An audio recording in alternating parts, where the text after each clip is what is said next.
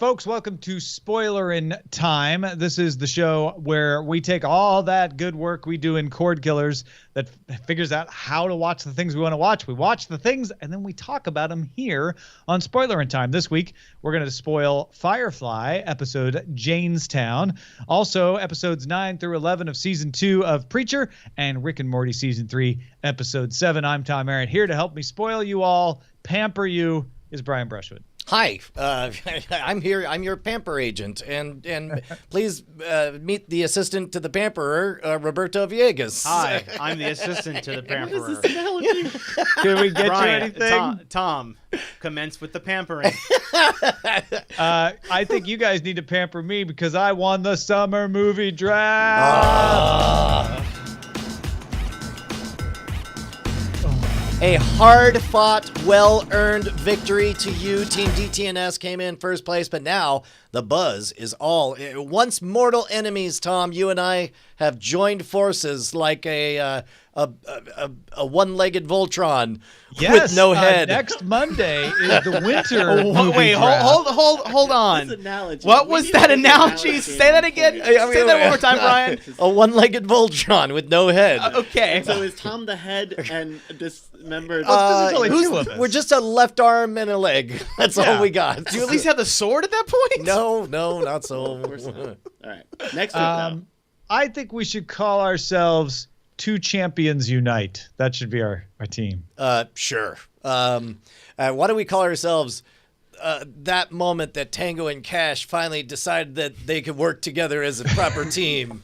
the team. What's happening where you're being the sort of deferent one, and I'm like going for the braggadocio? What's going on? What kind of Freaky Friday is Do you just want this? to play some Tenacious D right now and could have split up Tank? Sure. Yeah, man. Dude, so we are going to do next week our movie draft, right? That'll be on Monday night. right. Yeah, Monday. Live. So if you're watching live, it'll be Cordkillers, Spoilerin Time, then the winter movie draft. Yeah. That's right. We're gonna have a lot of friends. We heard from Frog Pants. We hear Mikey Newman will be around. We got Eileen Rivera of Fandango and Rotten Tomatoes to advise us on the list of movies to put. Is there where should we point people to take a look at the proposed movies so they can prepare? Check out the show notes of wherever you are watching this. Check out the show Yes, notes. and There you will be can a link find it there. Eileen Rivera is no relation to Brian. No disclosures to make. Yeah. Well, wait, she was producer of Scam School. Yeah, that's true. You should disclose that. Yep. Yeah. Oscar Medrano wrote in and said, "Hey guys, thanks for all the hard work y'all put into this show. I got a question about the Winter Movie Draft 2017. Are you guys going to place The Last Jedi as the first movie to bid, like you did with The Force Awakens, or is it going to be random? Again, thanks for everything. Winter Movie Draft 2017. I think you should put it first. But we didn't do it last year for Rogue One. Well, also Rogue One was not anticipated out of the gates to be. Personally, I have always been against making a special exemption. I think it would have been fine if it wasn't, but we have now set this precedent, and I think Justin will get his pain. I think you got to put. I think you got to put it what I'm first. saying is, there's no precedent. We didn't do it last year. For Rogue One, which had a lot I of think hype. Last Jedi and Rogue One are a different class of expectation. correct. I think Correct. what we're saying is Rogue One is was a one-off. We're adventure. rewriting Well- history a little bit, though. We were super hyped for the new thing that you didn't have to know in the Star Wars. Oh no, We were- I was hyped for it, but We I had didn't. expectations. But there was. You'll notice it did not immediately sell for 100%, and people start taking reduced cuts of Yeah. it. Well, because no one knew it was. I think what you're trying to say It's- is Prime Star Wars should go first. Well, I think the only mitigating factor potential. is whether or not it is anticipated Okay. that more than one person will instantly just shout 100%. In a perfect draft, it shouldn't have to go first.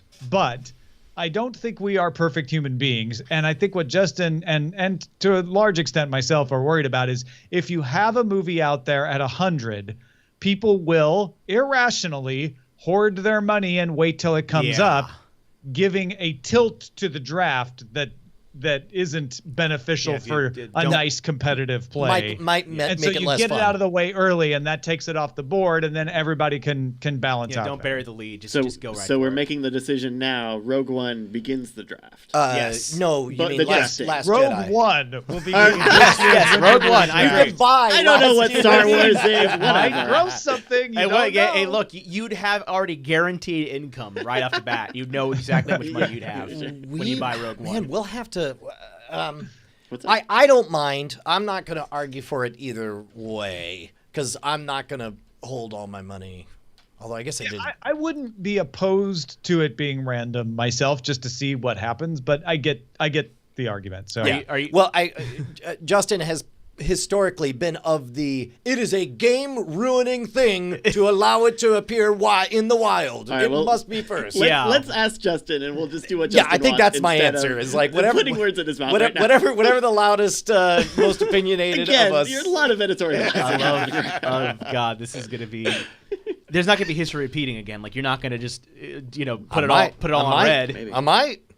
I mean, he That, might. that worked out always really might. well last time. It did. I was like what, second or third place, right? You did it was respectably. Yeah, I was playing not to lose last time because I did not have the bandwidth. If you aren't in first, you're in last. We're going to use the Moneyball-like spreadsheet magic that I create and Brian's intrinsic ability to outbid people to crush everyone. I get behind You're that going to stuff. make this giant sheet, and I'm just going to go 100%. We'll take 90% of gross. That's like the guy that just right, don't go put over it all 30, on red one. Boom. See what happens. All right, Let it let's get ride. into spoiling Rick and Morty, episode 7 of season 3. And wow, Hot damn. I see on the Twitters that most people agreed with me because I didn't really look at anybody's reactions until after I watched it. This is maybe one of the best Rick and Morty episodes they've done. Yeah, and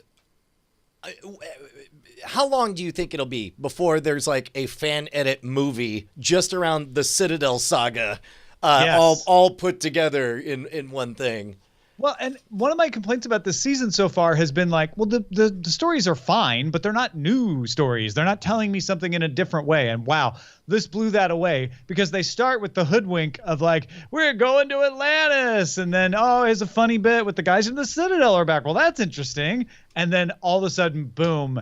It's not only a Citadel story, but it's a play on every angle on Rick and Morty. It's a commentary on Black Lives Matter, on the election, on social integration, on what it means to have a happy life, like just laid out in an elegant band that I felt like it took 5 minutes to watch this episode. It was so compelling. Yeah, it seemed to be like 4 complete narrative arcs intertwined with each other. You know, the star of it being, the city.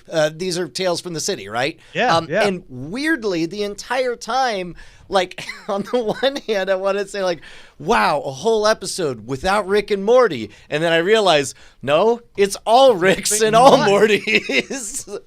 With one shout out to Jerry, which I thought was hilarious. Oh, I missed that. When was the? They say, whether the president is Rick, Morty, or Jerry, for goodness sake, we run this town. Yeah, they do a pretty clear job. Have you seen it, by the way? I am shamefully behind Oh, on Rick man. and Morty. I need to catch up. Oh, this past weekend I was hanging out with Int 80, half a dual core, over the weekend, and like he loved Rick and Morty, and he was just chatting up like all about the season. I'm like, I need to catch up. Very good. As I've been hearing, and it's not because I don't want to watch it. It's because I just haven't had I'm trying to just piecemeal out my content, knowing No that I've got this apologies necessary. We totally understand. So one of my favorite surprises was a wild Jeff Brian Davis from Whose Line Is It Anyway appears doing the voice of Sam Elliott doing the commercial. Simple Rick. It was so great. That's especially because that's a bit that is one of their go-to things on Harmontown. So to have that suddenly pop up made me very, very happy.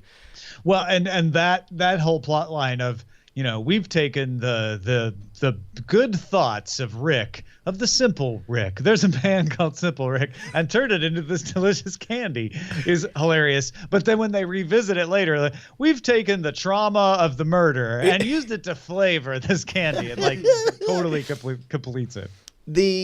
I guess I don't remember them specifically spelling it out for us, but that's pretty clearly evil Morty from that previous episode, right? They showed at the very end with the he's floating out in space, and you see the papers. I'm surprised you didn't see it. And they show the photo at the very end. It's off on the side, and it's the eye patch Morty right before the credits.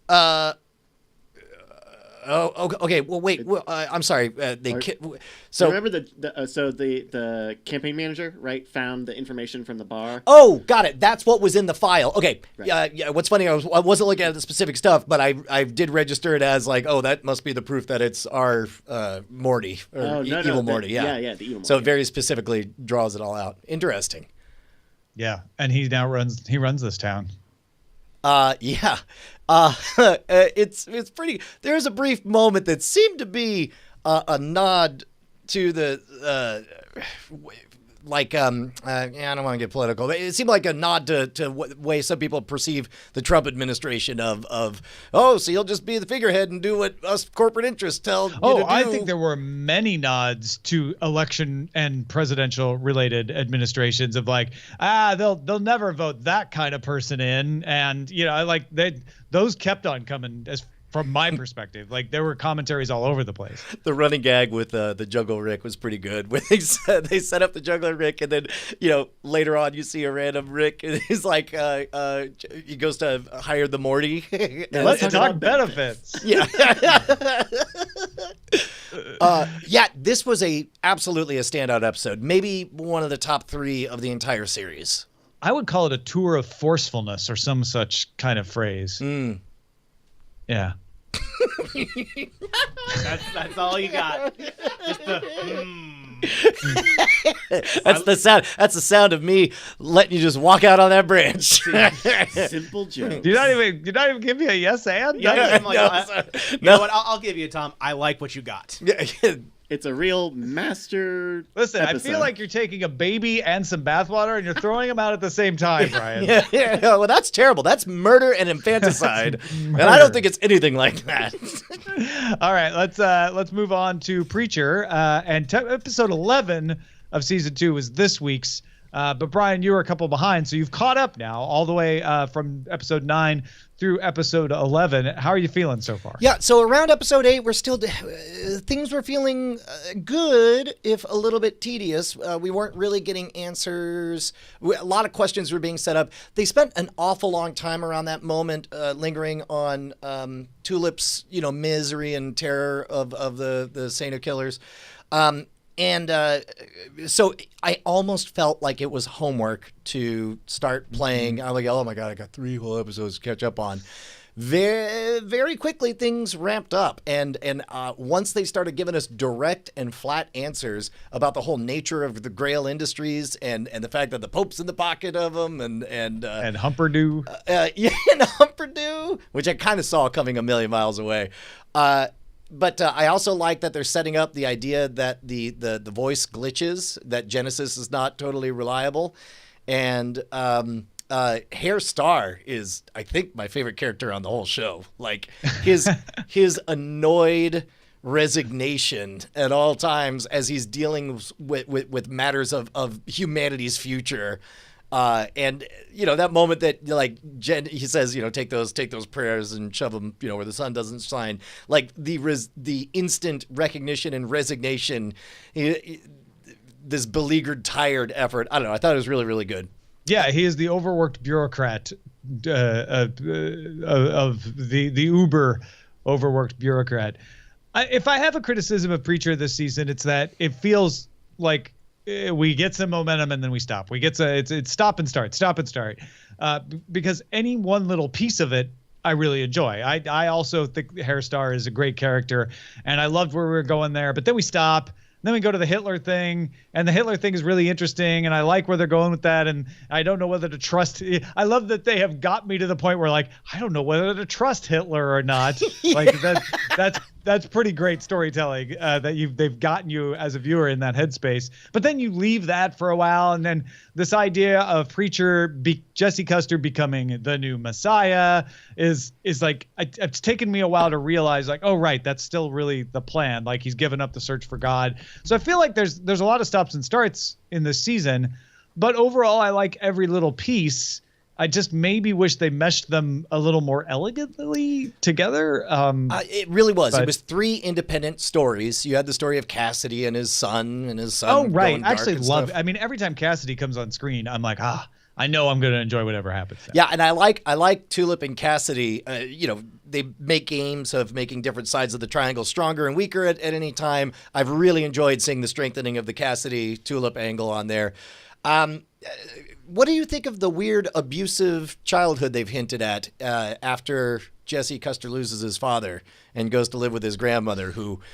That's another example of like, okay, I'm intrigued. Like, wow, so he had a whole other upbringing from someone we haven't met, and there's a parallel to... Now I understand why he threw that guy in the swamp, the Saint of Killers in the swamp, because he was also submerged, and that's probably like a template for this is the worst thing I can do to somebody. But then we seem to have just kind of jumped away from that, and I'm sure it's going to be brought back in, but I'm not quite sure what to make of that yet. Yeah, and I guess I liked it quite a bit in that it added depth and it colored some of the darkness that's in Jesse and in his guilt. You understand a bit more where that comes from. The one thing, and I liked the setup of the deal they're striking with the Saint of Killers to bring him back in, and the fact that they did a switcheroo and they put an empty vehicle down in the lake or whatever.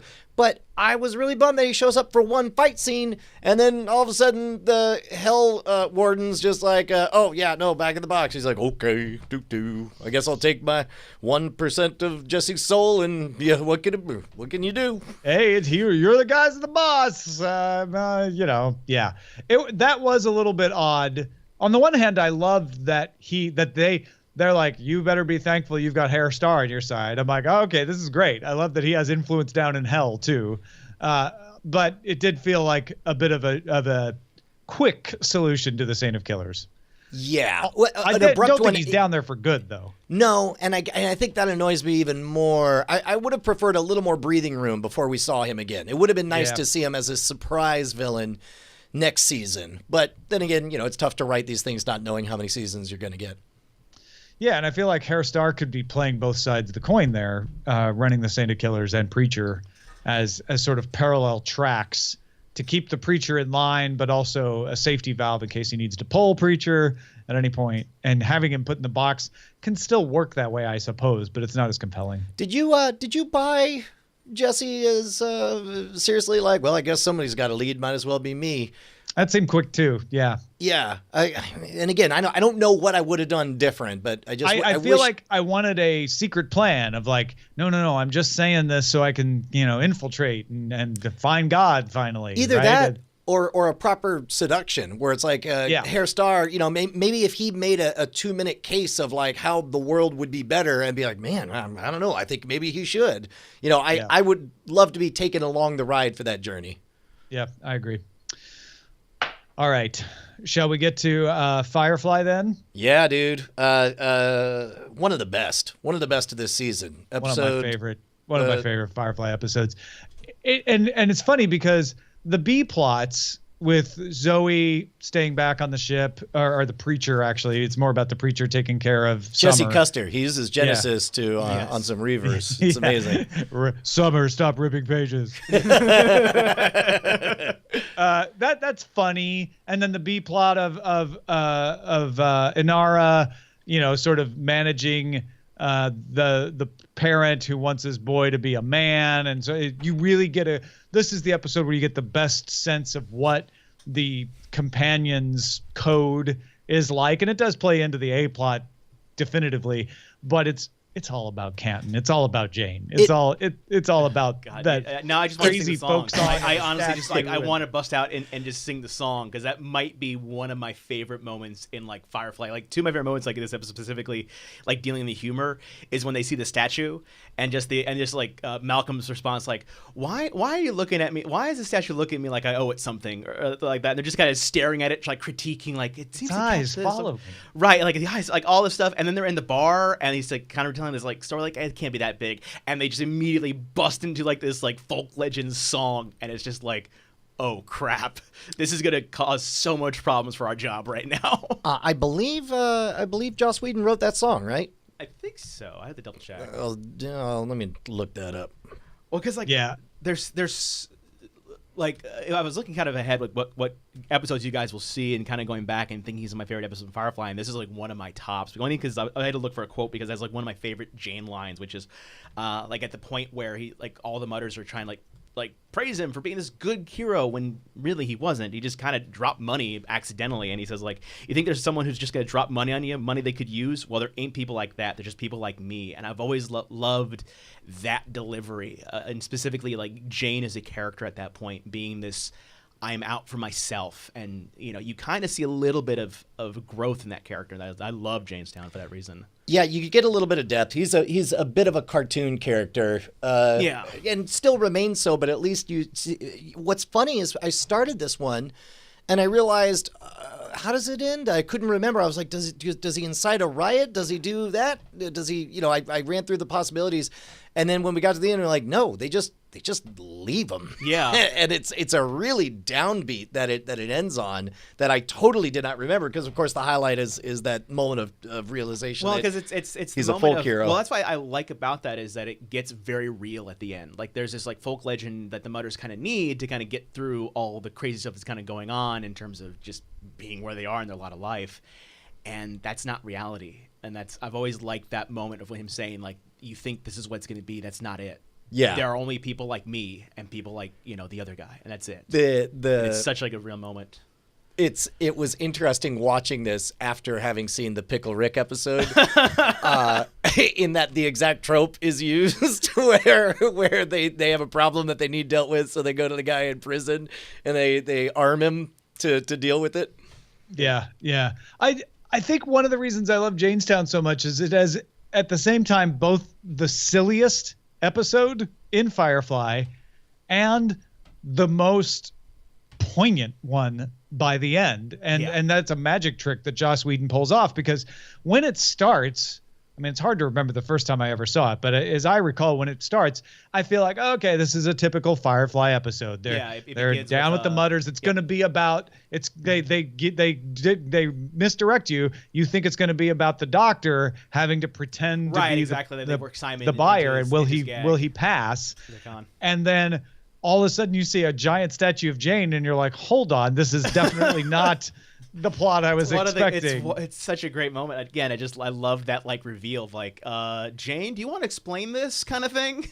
And he can't. No, because and then when you think it's just going to be madcap, like, the Mutters will rise up and cause a distraction, and they'll have to fight through the lockdown at the end. And then it turns out like, no, Inara actually takes care of the lockdown pretty easily, without much explanation. And Jane is left with no answers about what he just saw and what he just did to a people. And I think that, like you say, Roberto, that's crazy. No, I love it. And knowing what you guys are going to be watching again, like Out of Space and Ariel, like two of my favorite episodes in that. Like I'm kind of glad I came on while you're talking about Jaynestown, because I had not thought about that. And there's just so many of those moments in there that by the end of that episode, I was like, wow, this is totally not what I expected was going to happen. I think the second place award for most character development goes to Inara in this one. Like, it's the first time that you get a sense of like, oh, they're providing a valued service by bringing culture to, for pay and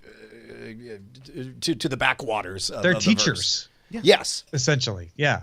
And this gives you the fullest sense of what that whole, I don't know if what is it, a guild? Is that that's fair. It's a good guild. What that is all about, and I think that could be underappreciated with the silliness and madcap part of the whole Jaynestown. The companions being able to choose their sort of clientele, like I think that's part of it. Like they don't just like, they're not for hire. They're just they choose who they.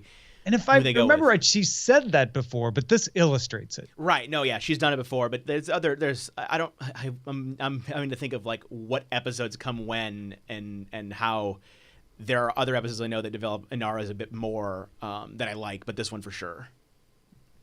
Yeah, I have to say, don't regret watching it again. It is always enjoyable, and if there's anything that's annoying about it, it would be that you have to live through the doctor and Kaylee.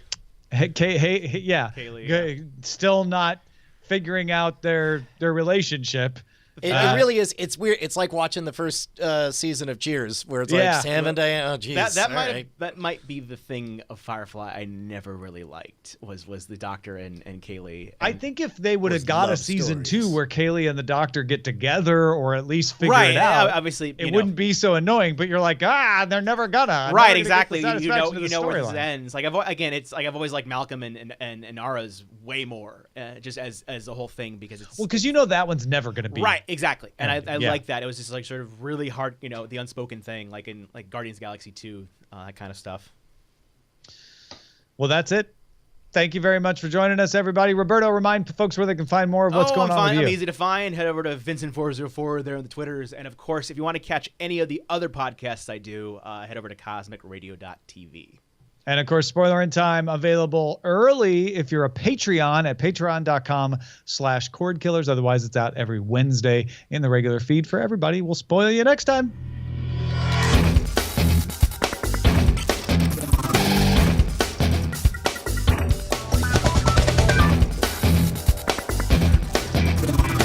Diamond Club hopes you have enjoyed this program.